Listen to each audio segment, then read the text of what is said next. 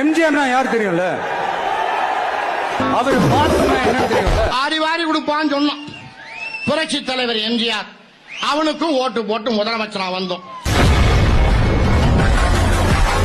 எம்ஜிஆர் சொல்லுவாரு, நாளை வரப்போவது எங்களுடைய ஆட்சி, நானே போட போறோம் சட்டம், நாடு நலம்பெறும் திட்டம்.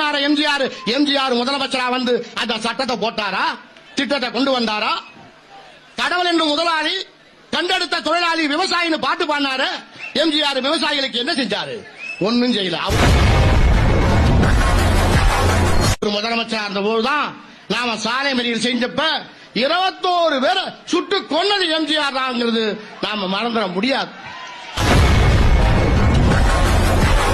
அந்த எம்ஜிஆர் என்ன சொன்னாரு? சாராய கடை திறந்து வச்சு நல்லா குடிங்கன்னு உங்க சொன்னார்.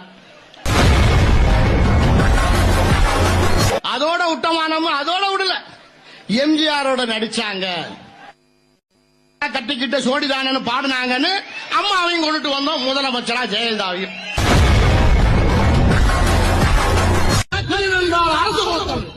இது நாட்டை ஆட்டம். ஆக அதர்மத்தை அழித்து தர்மத்தை நிலைநாட்ட பிறந்தவன் தான் வீர வன்னியகுல சோத்திரியன்.